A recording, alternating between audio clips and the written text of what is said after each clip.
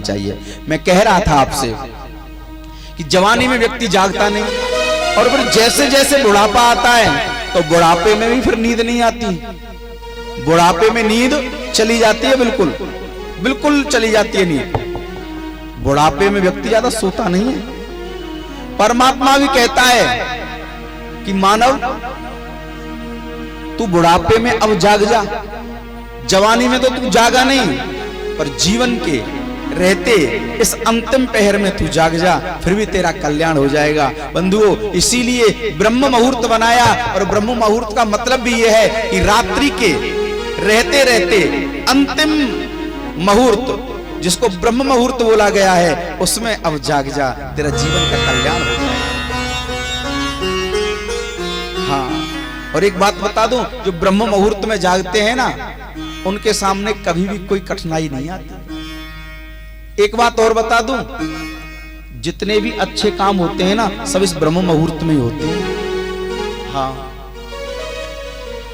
एक बात और बताऊं, देखो हम लोग पंडित जी पर मुहूर्त दिखवाने के लिए जाते हैं, जो है हमारे मकान का मुहूर्त देख लो अच्छा वाला, पर लेकिन एक बात बता दूं, जो प्रतिदिन आता है ना ब्रह्म मुहूर्त, उसमें हम कभी भी अच्छा करने का प्रयास नहीं करते, उसको सोते हुए गुजार देते हैं। इस ब्रह्म मुहूर्त की बड़ी महिमा है। हाँ, इस ब्रह्म मुहूर्त को सोते हुए मत गुजारना। एक बार की बात,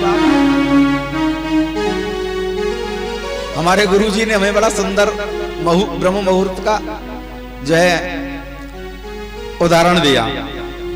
तो गुरुजी ने कहा, लाला एक बार की बात है कि पुराने समय में ये मोबाइल फोन तो थे नहीं, वो लैंडलाइन वाले फोन थे।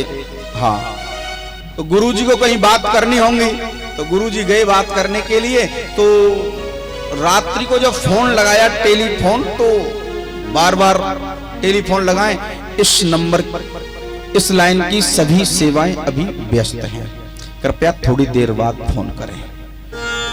अब घंटों हो गए, क्या करें। अब दुकानदार भी बोला, गुरुजी जल्दी जाओ, मुझे दुकान बंद करनी है अपनी। बोले भाई हमें बहुत जरूरी बात करनी है, क्या करें, और कल 12 बजे तक अगर हमारी बात नहीं हुई तो बड़ा काम खराब हो जाएगा। बोले गुरुजी ऐसा करना, तुम सवेरे सवेरे आ जाना। बोले भाई सवेरे सवेरे हम कैसे आएंगे, सवेरे सवेरे तो जो है ना तू जगेगा नहीं। बोले मेरा यही घर है, मैं आ जाऊंगा, तुम बात कर लेना। चलो ठीक है।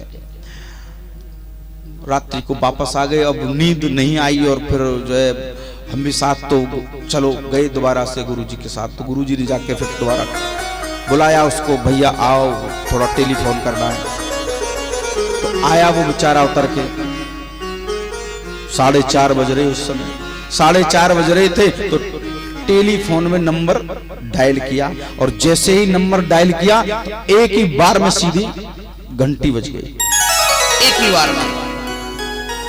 गुरुजी ने बात करके उस टेलीफोन वाले से पूछा, क्यों भैया एक बात बता, हम रात को तो 10-20 बार हमने फोन लगाया, हमारा टेलीफोन लगा ही नहीं, अब सवेरे सवेरे ऐसा क्या हो गया इसमें जो कि एक ही बार में लग गया। उसने कहा, देखो सभी लोग सवेरे सवेरे सोते हैं, और जितनी भी ये जो है लाइन है ना सब खाली रहती हैं, तो इसीलिए एक ही बार में लग गया, खाली पड़ी है बिल्कुल लाइन, सीधा नंबर लग गया।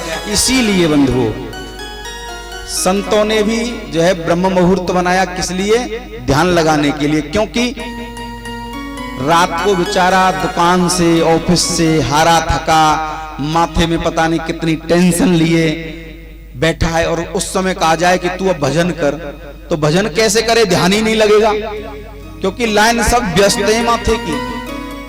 और रात भर आराम कर लेगा, जब सवेरे सवेरे जगेगा, तो सवेरे सवेरे जब जगता है ना, तो कोई भी टेंशन दिमाग में नहीं रहती है। और जब कोई टेंशन नहीं रहती है, तो जब जैसे ही आप भगवान का ध्यान लगाने के लिए बैठोगे, एक ही बार में सीधा आपका ध्यान लग जाएगा। तो बंधुओं, हमें भी उसी दिन ब्रह्म मुहूर्त की जो है महिमा समझ में आ गई। जरूरी नहीं है कि आप जाकर के ब्रह्म मुहूर्त में स्नान करके ही भजन करो, अपने बिस्तर पर बैठ करके उस परमपिता परमात्मा का, ज्यादा नहीं। गोस्वामी जी ने तो यहां तक कहा है कि एक घड़ी आदि में पुण्य आए। एक घड़ी का मतलब होता है 24 मिनट। 24 मिनट भी नहीं कर सकते हो आप, तो और 24 के आदि कर दो, 12 मिनट। और 12 मिनट भी नहीं कर सकते हो भैया, तो 6 मिनट तो कम से कम कर लो। 6 मिनट तो कम से कम भगवान का ध्यान कर ही लो ब्रह्म मुहूर्त में। तो जो जीवन के चौथे पहर में जागता है उसका भी बंधुओं कल्याण हो जाता है, उसका भी कल्याण हो जाता है। इसीलिए मेरा इस हनुमंत कथा के माध्यम से आपसे कहना है कि अब हम सबका जागने का समय आ गया है। अब हमें जागना है, अब सोने का समय नहीं है। अब इस मोह माया वाली रात्रि में बहुत दिन हम सो लिए, अब हमको ज्ञान के दिन में जीना है और जागना है। आइए एक सुंदर से भजन के साथ